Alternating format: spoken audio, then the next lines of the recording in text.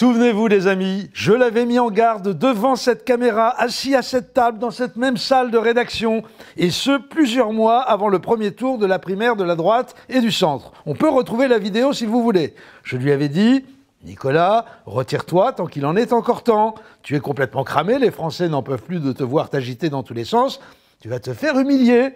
Vous me le demandez, je la retrouve la vidéo. Bien sûr, il ne m'a pas écouté et il est arrivé ce que vous savez.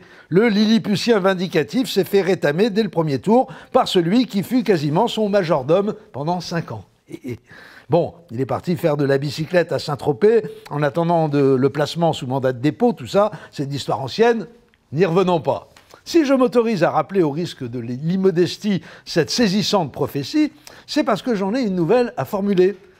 Manuel, je t'en conjure, retire-toi tant qu'il en est encore temps, mais alors vite, très très vite. Hein, nous sommes quoi, lundi matin, quelle heure est-il 9h moins le quart. Bon, tu convoques une conférence de presse pour 14h à la Maison de l'Amérique latine et tu annonces que tu abandonnes la course à la présidence pour te consacrer pleinement à la candidature de ta bonne ville d'Évry aux Jeux Olympiques de 2074 ou à la carrière de violoniste officiel de Johnny Hallyday de ta charmante épouse Anne Gravoin. Tu trouves n'importe quoi, mais tu te dégages très vite de ce piège mortel.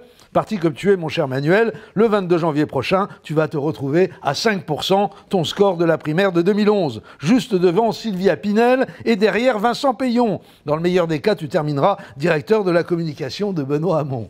Car vois-tu, il y a un petit détail qui t'a échappé concernant le scrutin du 22 janvier. Un infime détail contenu dans son titre. Il s'agit d'une primaire de la gauche. Voilà, oui, je sais, c'est dur à prononcer pour toi. Donc, par définition, tu n'as rien à y faire. Et ça explique en grande partie que ta campagne soit aussi calamiteuse. Que dis-je, calamiteuse ? C'est une tragédie. Que résume à merveille ta vidéo de bon vœu de Nouvel An, celle où tu poses devant une escouade de pompiers. On a l'impression qu'ils sont là pour te réanimer, mais que même en s'y mettant à plusieurs, ils vont avoir du mal. Non, elle est monumentalement ratée, ta campagne, mon cher Manuel. C'est presque un cas d'école. Franchement, la petite phrase sur le 49.3 qui t'a été imposée, comment as-tu pu ? Je sais que Sarkozy, ton alter ego, a beaucoup fait pour la banalisation de l'éhonté et la désinhibition massive des arracheurs de dents, mais il y a quand même des limites à l'exercice. Le 49.3 m'a été imposé. Mon Dieu, et c'est une voix qui t'a intimé l'ordre d'y avoir recours, c'est ça ? Manuel Valls, l'homme qui fait la synthèse entre Jeanne d'Arc et Richard Virenque. En politique, Manuel, on ne peut pas tout oser, même quand on croit s'adresser à des électeurs qu'on reconnaît à ça. Mais le plus cocasse, c'est quand même que tu annonces que si tu es élu président, tu supprimeras le 49.3 pour résister à la tentation de l'imposer à ton Premier ministre. C'est ça, j'imagine. Manuel Valls, le candidat qui, pour avoir la certitude qu'il s'abstiendra de faire des conneries, se supprime carrément à lui-même les moyens d'y parvenir. Ça donne bien envie. Non, et puis au niveau soutien, c'est pas possible. Hein. Hollande, qui t'en veut à mort de lui avoir mis une pression d'enfer pour qu'il ne se représente pas, refuse de te soutenir publiquement.